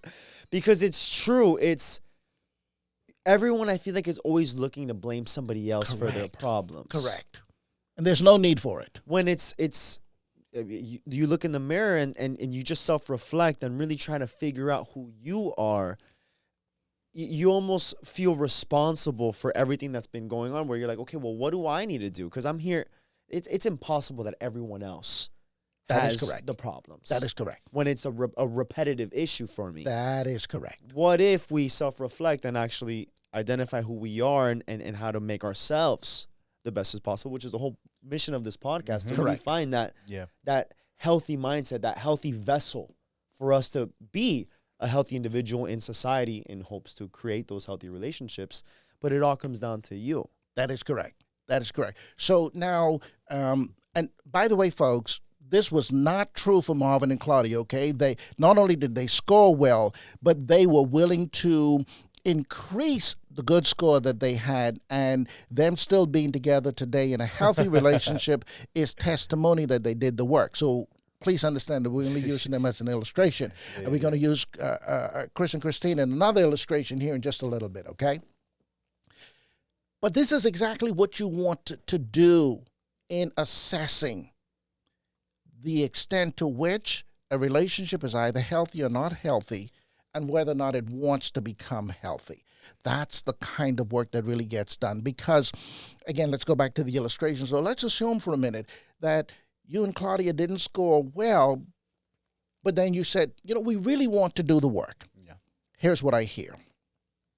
Not only do you want to do the work, but given that you want to do the work and you're doing the work, you are not only positively impacting your relationship, you're positively impacting every relationship that you will breed, B-R-E-E-D, as a function of the companionship that you have. So that now when your children come into that relationship, they, in all probability, will experience secure attachment because both of you are now secure. And given that you are the primary caregivers, they cannot not be secure. That's that. That right there is the power of these kinds of things. Yeah. That's the kind of work that needs to be done on the front end. Because when you build a solid foundation, you can go up and up and up. Yeah. Social Security, I keep saying Social Security. Social intimacy, emotional intimacy, financial intimacy. Yeah, that's a big financial intimacy. And it is probably the one that gets the least amount of attention. Yeah. And it needs the most. Here's the reason why it needs the most.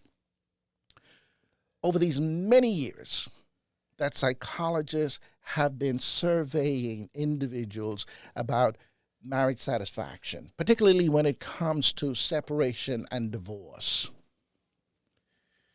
Financial reasons, they're always in the top three, more often than not. Yeah. The number one reason people separate and divorce is finances. So let me explain a couple things here. Number one, here in America, about 50% of all first-time marriages end in divorce. Many of those individuals will remarry, and a percentage of those who remarry will subsequently divorce at a rate of 65%. And of those who divorce from their second marriage, a percentage of them will remarry and ultimately divorce at a rate of 75%. And almost with that trajectory that you're saying, there's almost a straight line when you look at the reasons they give for separation and divorce. Number one, finances. Let me share something else with you in reference to finances. Whether it's finances, communication, or sexual intimacy, usually those are the top three reasons individuals give for separating and divorce.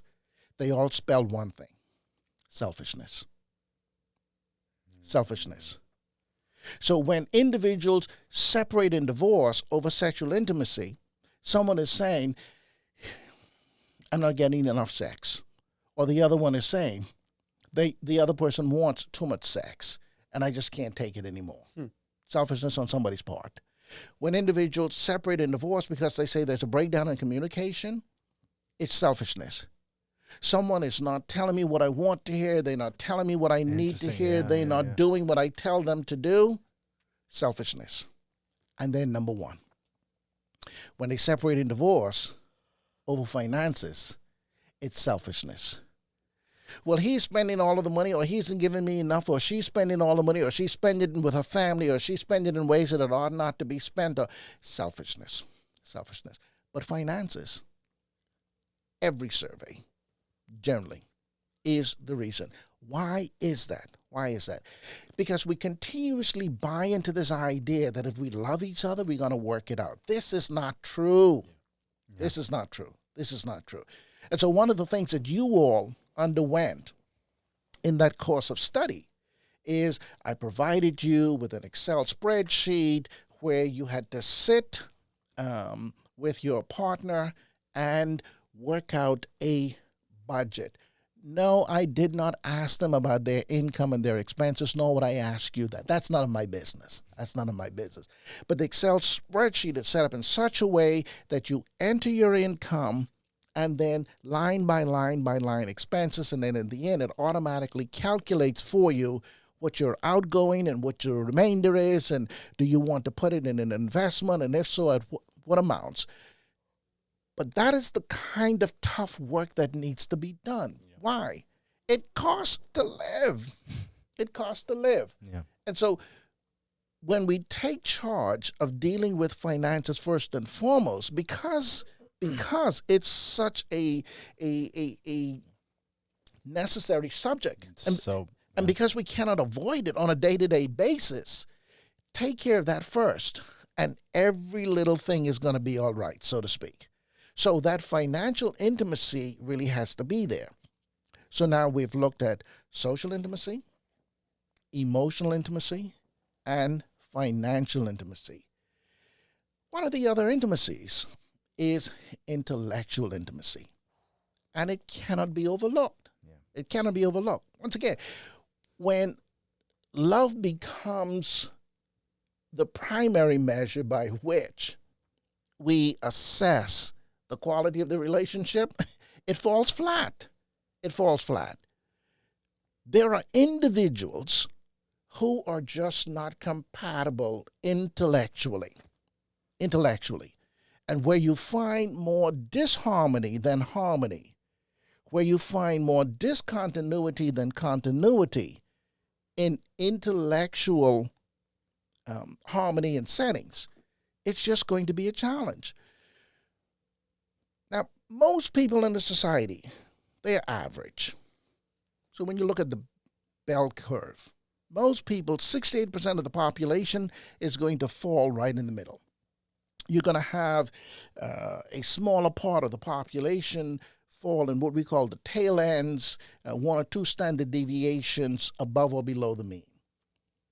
And the problem isn't so much with the 1 or 2 standard deviations above the mean. Those are the individuals who are really, really bright. The challenge is going to be individuals who fall 1 or 2 standard deviations below the mean. Because in many instances, quite frankly, it's going to be some kind of cognitive impairment. But let's deal with that 68% that falls right in the middle. And so there's a large proportion of individuals who can make a good match, even on an intellectual level. Is it okay for someone to be 1 or 2 standard deviations above the mean where they're so the average intelligence is 100, and not to get too statistical and technical here, but the standard deviation, so most people are going to hover right around about 100 on this scale. 1 standard deviation is going to be 110, 2 standard deviation is going to be 120, but that 120 is going to be significantly different than the 100. Mm-hmm. It's going to be significantly different. Can those people have a great relationship? Yeah. Are they necessarily going to be able to communicate about the same kinds of subjects in the same way? No. And to what extent, then, does that interfere with a healthy relationship? It may not if either one of them, particularly if the quote-unquote brighter person says, yeah, I'm not really interested in that. Yeah, I know I'm bright, but hey, listen, I'm really more interested in, because if I really need that level of intellectual stimulation, I can do it with my small group of friends. I can do it at conferences. There are ways that I can do it. I see what you're saying, yeah. I simply need someone with whom I can have enough of a conversation that I don't have to be constantly stimulated at that level. Am I making any sense to you yet? 100%. Right? Now, you're going to find that if there are 2 individuals who are at 110 or 2 individuals who are at 120, it's a given. That's a good match intellectually. Yeah. But those 2 individuals, while there is intellectual intimacy, there may not be social and emotional intimacy. Now, hear me on this. The intellectual intimacy is the more difficult one to try to increase. So if your natural intelligence, and again, don't run too far with this, okay? But if your natural intelligence is in that 100 range, there isn't too much that's really can be done to get you to 110 or 120. All right. Now, are you really going to notice major differences between the 110 and 120 and the 100? Generally not. Generally not. But that person at 110 and 120, the extent to which they might need intellectual stimulation, they're probably not going to find a large degree of it in that group of 100. And if they say, I really could get that somewhere else, you and I are most compatible on all of the other things that are of greatest value to me, then we're good. Then we're good, right? Now, there's spiritual intimacy. Spiritual intimacy should not be confused with religious similarity or religious intimacy. Spiritual intimacy is the extent to which a person believes that there is either a being or a purpose or an entity greater than themselves that they can rely on and trust and subscribe to. For some individuals, that's the God of heaven. For others, it can be another higher power of some kind. But where I tend to see challenges, if there are going to be challenges, is more religious intimacy and the lack thereof. So, for example, worked with a couple some time ago where gentleman was raised Catholic, and for him, his higher power was the God of heaven. He dated a young woman where in the past she was raised Catholic, but for whatever reason, she decided that for her, things were going to be more spiritual than they were going to be religious. And that was something that they really needed to work through. They did not do so successfully. And that became one of the issues that then brought that relationship to an end, which was a good end, by the way.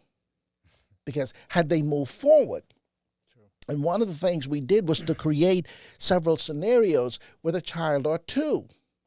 And the question that I asked was, if you were to have offspring, would you allow this child to go to a church with dad?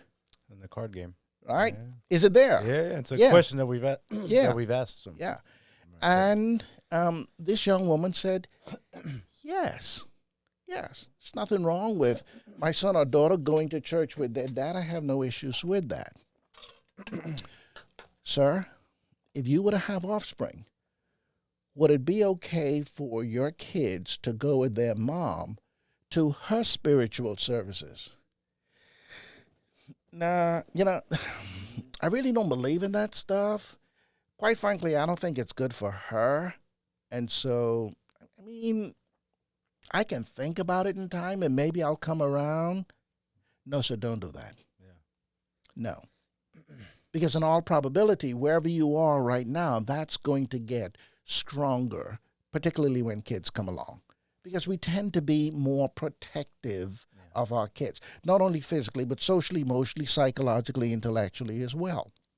And they never really cross that hurdle. Now, that wasn't the only reason why they separated. There were several other challenges.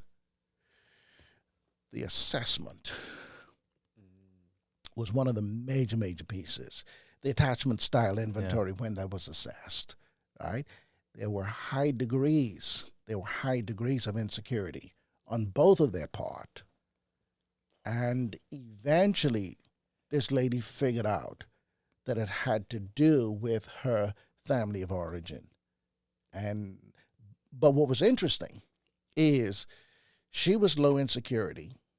Gentleman wasn't very high. But because of that, she became very anxious and then also demonstrated certain qualities of avoidance. He became very anxious. And so whenever she wanted to go somewhere and do something, he felt the need to always be her escort. This is a bad idea. Yeah. This is a terrible idea. And so that didn't work. So once again, social intimacy, emotional intimacy, spiritual intimacy, financial intimacy, and then finally physical/sexual intimacy. And what I tend to ask is for you to assess in some meaningful way the extent or the degree to which you are particularly physically intimate. Let's take sex out of the equation for a minute. And in the times that you're together, just sitting with each other or going different places, or whether it's with friends or by yourselves, but particularly by yourselves, just sitting in the house or the home or the apartment, do you really enjoy the person's company? Or is your mind somewhere else, or you're hoping that they could be somewhere else? If that's the case, you're not physically intimate. You're not physically intimate. You do not enjoy that person's presence. And so for that reason, because what you need to understand is most of your time together will be physical rather than sexual. And given that most of your time is going to be physical, if you really do not enjoy physical intimacy, what's going to happen is your social, emotional, and and intellectual intimacy will suffer. And the extent to which they suffer, the relationship suffers. And when it suffers, there's a downward spiral. And the more it suffers, the faster it spirals downward. So the thing individuals really need to understand, and that's why we say in the first 3 to 4 months, you could know about these things. And then once you have those things figured out, you start building on that and growing it from there. And then you just get better. You figure out, or you are guided and instructed on how to get better in the areas where you're good and get good in the areas where you're not so good. Does that make sense? Of course. That was a long answer to that question. But thank you so much. I mean, there's so much depth to it, and we could sit here for hours again, like I said. But you know, people like you made perfect sense, because people overcomplicate things and they say I have to be dating for 2-3 years to know if this is really for me. And it's like the reality of it is you can find out a lot about somebody in a short period of time. Very quickly. So which is preferable, which is recommended. And now that brings us to your cards, which facilitates that process, correct? Yes. So we're gonna wrap up. How much time do you have? Not much. Like, let's close when there's no more. It's 5 minutes. Okay, so 5 minutes. So before, I'm gonna ask you 2 of our questions of the card game, but kind of one thing that I wanted to close off about the course that we did with you. I just wanted to kind of, say thank you for giving us the opportunity, because Absolutely. I for one, and I hope I can speak for both of us, but it really did strengthen my relationship with Christina. It really made me, it forced me to really understand and look deep into me to see what it was that I was really looking for, and to see if she maybe checked off all the boxes that I needed for myself. And it kind of sounds like in a selfish way of saying it, but at the end of the day, we're all looking for, that right person that's going to be that companion for us. But allowing myself to understand what it is that I needed for myself to be love. That is correct. Opened up the doors to really make me love my girlfriend so much more. Good for you. To the point where I know the goal was me to marry in 12 months. Obviously, we're not married, but I guess there's other factors tied to that, because, there's the financial piece. What does she want? All these extra things. Sure. It's not cut and dry like you think. It's like, we love each other, pay the court fees, and you're good. Girls, they have a different kind of... Yeah. She wants a big celebration. So, you know what? That big celebration, I guess that's where the meets married at 12 months, sure, but the meets a celebration, it might take a couple years. How about that? Right? So with that being said, I pulled out just a couple of cards just so you can get the idea of what it is that we're going for. So we're going to go with... Okay, this one is... Okay, let's go with this one. Okay. So for you and your wife, okay? This is something you would ask. What's your favorite activity that we do together? So in instances, you might think that, well, we always go to dinner. I thought you liked going to dinner, but maybe we don't really know because we never asked the question. That is correct. What's your favorite activity that you and your wife do together that you think? Yes. We really enjoy watching a movie together. Really enjoy. Because what it allows us is the physical intimacy. It allows us to be emotionally safe and it allows us social intimacy. And because we can be quite frugal, we can have a subscription to some Netflix, Hulu, whatever the case is, and we can watch as many movies or programs as we want relatively cheaply, while also accentuating those other intimacies. Movies is one of the ways that does it for us. Wonderful. Now, you think she's going to say the same thing? Oh, absolutely. Oh, okay. Well, I guess we'll be able to ask her when you get Of home. course. So the last one we're going to ask you, then we can wrap it up. What's the accomplishment you are most proud of? Ooh, very good one. Very good one. And I think the one that my wife would say is, and it's true for me, the degree to which we have been able to integrate with our girls in a healthy way. Absolutely. So just one quick example. Last week Sunday, the girls came over.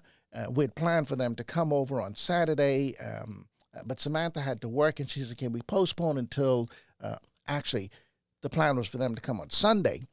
And she said, can we postpone until Monday? It's a holiday anyway. Not a problem. Come on over.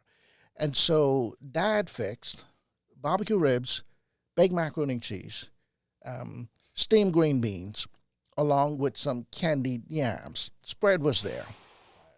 All right. The girls come over. We sit for 6 hours straight and just talk about, because a part of the idea was, come over, let's talk about your goals, dreams, and aspirations for 2024. Let me know where you are in your thinking. What do you need help with? What do you need guidance on? And the girls will always call for, hey, Dad, I'm thinking about this. Hey, Mom, I'm thinking about this. Do you have any particular thoughts or feelings about this? But we wanted to get together. And mind you, we'd just done a vacation, 11 days together over the holidays. But this was different because we had a number of family members involved in that. But it's commonplace for the four of us to get together, have a meal together, and just enjoy each other's company. For me, that is the pinnacle. That is the very pinnacle of family. Just being able to be in that space, if only for a short period. But while you're there, once again, physical intimacy, social intimacy, emotional intimacy, intellectual intimacy. And what are we talking about? Financial intimacy. Yeah.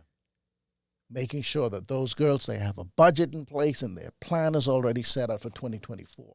Family, for us, and spending time with those girls is of our greatest. We think that is our greatest accomplishment. I love that. That is a home run of an answer, and that's exactly how this game is supposed to be played. It's not just a quick answer. It's explaining and really diving deep and understanding in order to nurture the relationship that you're in, because that's how we really identify what it is that we truly love. Because your answer may be the same as your wife, but there might be some answers to some of the questions that they don't align, and you're like, what? That is correct. This is what we create the questions, we create the conversations to really nurture the relationship and identify if this is really what we're looking for, to really get to know the person on a deeper level. Kudos to both of you. Dr. Heastie, thank you so much. It's been an incredible experience to have you on, and I'll give you a verbal farewell, because when I saw you today, this is like the fourth time we've seen each other.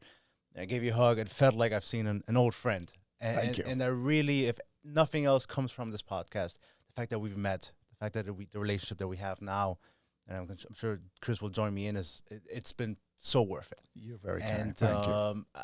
There's a few people that I've met that have made such an impact on my life. And so thank you for that. Thank you for very much being welcome. you. Thank you for the things that you've created in my life, the change that you've started. I am eternally grateful, and thank you so much for being here today. So before we sign off, I do want to say myself as well, thank you very much. You're welcome. Anyone in all walks of life, especially if you're in a relationship or thinking about getting into a relationship, or you just feel like you're kind of a little bit lost and not sure what it is that you are looking for, obviously, as you follow this podcast, we may be able to help align you with that. But if you're looking for a professional, an expert, the veteran, elite coaching, we have Dr. Heastie here. Dr. Heastie, where can they find you? Thank you very kindly. Before I say where they can find me, let me just say thank you to both of you for extending me the invitation. I've said this in the past because it was true then and it remains true. Anytime you call, I will come.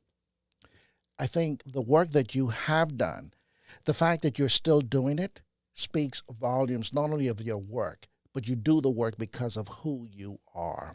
And I brag about the two of you and the quality of human beings that you are and the way that you have continuously grown and nurtured your relationship. Is it because those two drop-dead gorgeous women that you date, is it because of them? In part, yes. Yeah. But it's also a huge part of who you are in the relation. Here we go. The relationship that you have fostered over many, many years. You are phenomenal. You will never know. You will never know what it really means to me. And so as much as I tell you, you're still not going to understand it, which is okay. But equally important, you'll never know the amount of seeds that you're planting out here in the greater public. I'm telling you, there are people that I'm hearing from constantly about your work and how they saw me on the Coffee Breakup and how they've started watching because of that. And those two guys, yeah, they're really handsome. Yeah, those guys are taken. But anyway, they people tell me how much they enjoy your work. So continue to do your work. Continue to do your work. Thank you, Doc. Thank you so much. You're very much welcome. By the way, how's your book doing? Because you wrote a book which was phenomenal. Thank you. You liked it? Thank you. Phenomenal. Ladies and gentlemen, if you haven't gotten a copy of that book, get the book because, Marvin and Chris both, they make themselves vulnerable, which is brave. Yeah, make themselves vulnerable of what they experience in their own relationship. And just, it is such an easy read, but a meaningful read.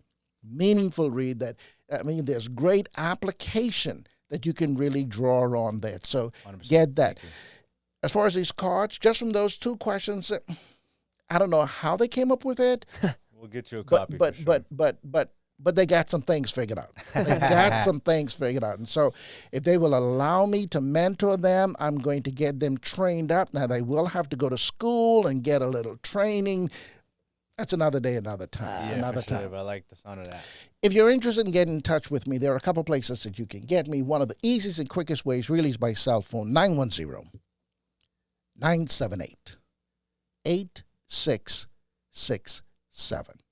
If you choose to reach out to me by email, is Heastie, S as in Sam, H as in Harry, E as in Edward, A as in Adam, S as in Sam, T as in Tom, I as in Indigo, E as in Edward, @gmail.com.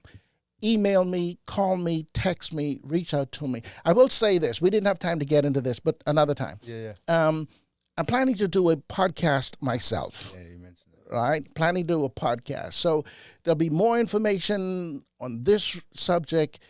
I'm going to invite these gentlemen to be a part of that podcast. We're going to partner because I want to see them get better and better and better in what they do. And given that, without it sounding how it may sound, I'm going to have a particular draw on an audience. I want them to see how they can leverage that relationship and really benefit from that. And so more about that to come. Maybe by the next time I appear. Yeah, hopefully. We'll have to have you back. It'll be much sooner next time. Of course. We're established. Of course. Yes, of course. Although you're a difficult man to get a hold of because I got to book you like 6 months in advance. Yeah. It's like a celebrity. It's tough. Yeah. It's tough. Thank you, Dr. Heastie, so much. Thank you very kindly. Pleasure, guys. Pleasure's mine. That being said, peace out, guys. Ciao.